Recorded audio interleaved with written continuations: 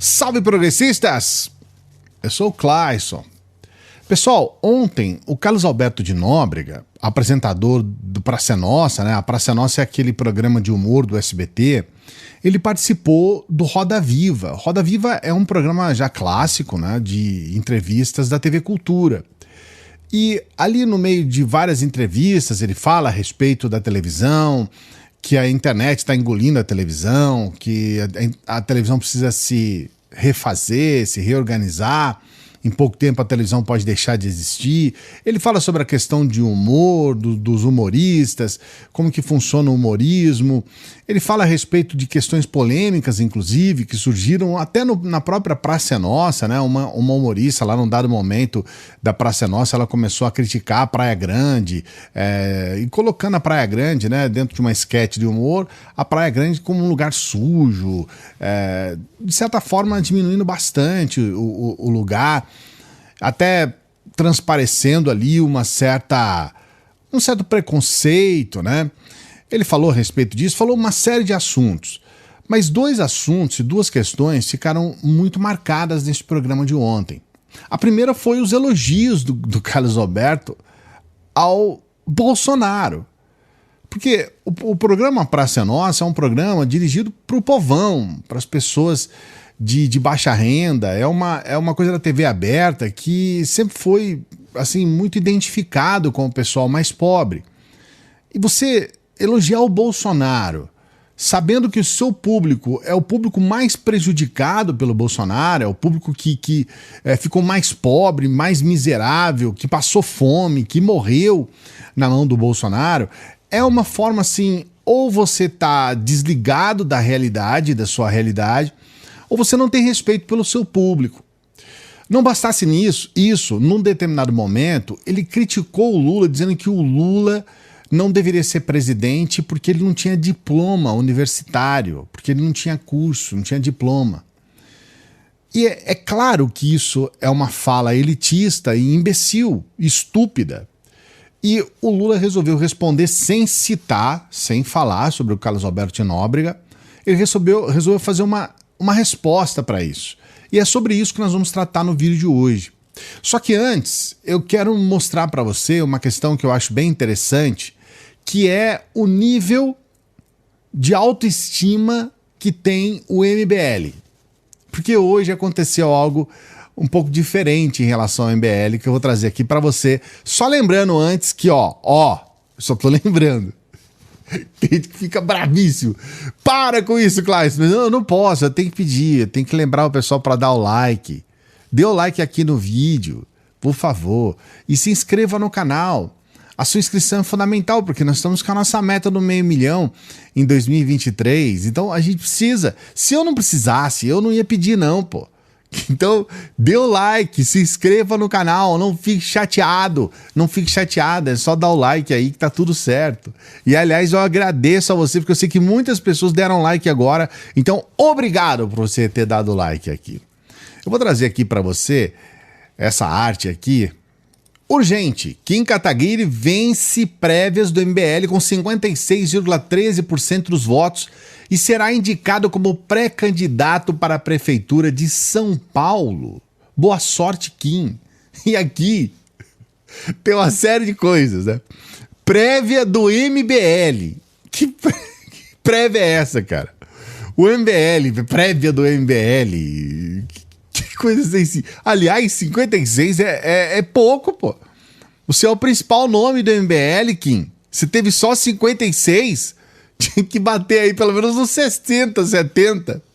70, pelo menos. Prévia do MBL. Por que isso é muito, muito humor involuntário? Eu vou mostrar pra você. União estimula a pré-candidatura do MBL à Prefeitura de São Paulo, mas mantém apoio a Nunes. Movimento anunciou Kim Kataguiri como vencedor das prévias nessa segunda-feira e arrefeceu críticas a Jair Bolsonaro, de olho também no eleitorado da direita mais radical. Pessoal, o que significa isso na prática? O que significa isso? O Kim Kataguiri, ele faz parte de um partido, ele é do União Brasil. Ele faz parte do partido. Então, que prévia é essa, cara? Você tinha que fazer a prévia dentro do União. E o União tá falando, não. Não, você pode até, se você quer se candidatar, vai fundo, mas a gente não vai apoiar você. O partido teu não vai te apoiar. Então, você consegue compreender a piada? Você consegue compreender o ridículo? O MBL parece viver num outro planeta, num outro mundo. É um mundo onde só tem mulheres refugiadas de guerra e eles, entende? E gente que é caçada. Porque, olha o nível da insanidade. Eles não combinaram com o próprio partido. Cara, você precisa se candidatar por um partido. O partido não vai apoiar você. Então você pode fazer a prévia que você quiser, você pode fazer o que você quiser. Não vai adiantar porcaria nenhuma. Que o partido não tá contigo, cara. Então, o que ocorre aqui? O MBL agora diminuiu críticas ao Bolsonaro. Não. Agora nós não vai falar mais. Não, nós não vai falar mais. Porque o Bolsonaro não é mais candidato. O Bolsonaro, ele tá inelegível. Então, o que a gente quer? Nós queremos o Bolsonaro? Não, a gente não quer o Bolsonaro. A gente quer o eleitor do Bolsonaro. Que em São Paulo não é brincadeira não, hein? Não, porque São Paulo, né? A gente tem muita gente de esquerda em São Paulo. Aliás, aqui neste canal é o estado que mais assiste. E a cidade que mais assiste é São Paulo. Mas aí é justificável, uma cidade com 12 milhões, a maior cidade da América Latina. Então é justificável. Mas veja você. Eles que... O Kim Kataguiri, que é um sujeito que num dado momento do mandato dele, lá no primeiro, segundo ano, ele fala assim, minha meta exclusiva é impeachment do Bolsonaro. Essa é minha meta exclusiva minha. Não vou fazer mais nada. Agora não temos mais. Não queremos criticar. Não vamos criticar. É muita cara de pau e é muita estupidez. Então, assim, se de fato um bolsonarista votar no Kim, já tá sendo estúpido. Mas pro outro lado é o bolo. O bolo tá do outro lado, não é o bolo. Não, isso não vai ser assim. Vai ser Boulos e Nunes. Tá? Se o Nunes chegar no segundo turno. Então, o que nós temos aqui? A estupidez clássica desse grupo que nasceu de uma think tank, né? De uma think tank. Tem que colocar o think tank.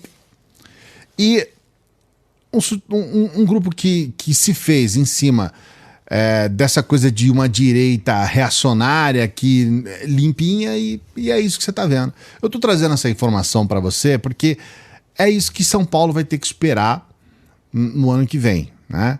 Um candidato de um partido cujo partido não apoia esse candidato. Se acontecer mesmo, do União aceitar que o Kim se candidate pelo partido. E mais, o Kim não pode mudar. Não pode mudar de partido. Porque o que o MBL quer é criar o seu próprio partido.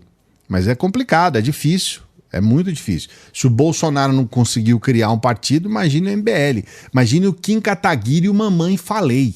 Só imagine.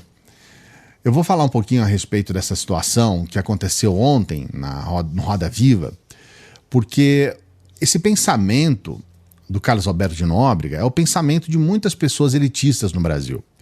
Veja você, eu fui fazer a minha faculdade velho, porque quando eu entrei na minha faculdade eu estava na idade certinha. Eu entrei, comecei a fazer psicologia e eu não dei conta de pagar. Eu tenho 52 anos. Então, há mais de 30 anos atrás, não tinha financiamento. Os financiamentos não era uma coisa tão simples assim, não era acessível. Não tinha aquilo que surgiu depois do Lula, FIES, os vários financiamentos, né? Não era assim. Depois eu entrei na faculdade de Direito e eu fiquei mais tempo pagando a dívida que eu tinha assumido lá como aluno, certo? Do que estudando lá. Eu tive que dividir aquilo, pagar porque eu achei que se eu tivesse as melhores notas e tudo mais, eu ia ter uma força da faculdade. A minha parte eu fiz, mas a faculdade... Tudo bem, não é obrigação também, tá? Mas eu não consegui terminar o meu curso de Direito.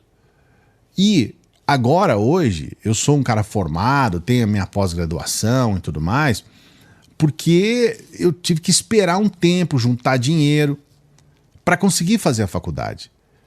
Hoje as coisas eu sei, elas são um pouco mais fáceis. Eu fui me formar em pedagogia, fui fazer a minha pós-graduação em filosofia, mas numa situação em que eu já estava muito bem estruturado, bem empregado, eu fiz a faculdade à noite e tudo mais, trabalhava durante o dia. Então essa coisa de dizer, de culpar uma pessoa por não conseguir estudar, eu nunca vou fazer isso, porque eu senti na pele, eu sei o que é isso. Você tem que trabalhar para estudar e muitas vezes não conseguir pagar os estudos ou fazer a contento. Estudar e ficar 16 horas por dia por conta de trabalho e estudo. Ou às vezes até mais.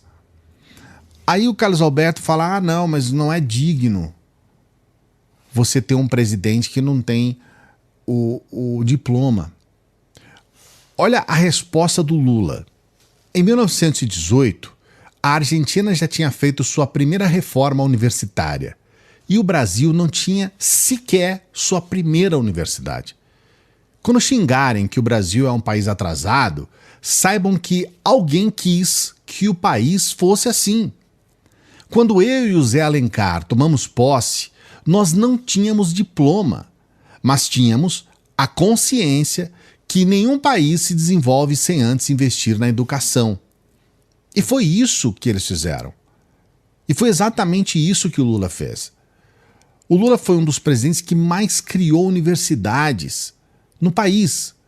O Lula ele viabilizou para que as pessoas pudessem estudar. A Dilma também.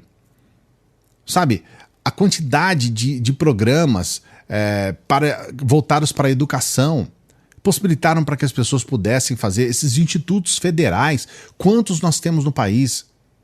E aí vem o Carlos Alberto de Nóbrega elogiar o Bolsonaro, que foi um cara que destruiu a educação, arrebentou com a educação, acabou com tudo, acabou com os financiamentos, com tudo, absolutamente tudo.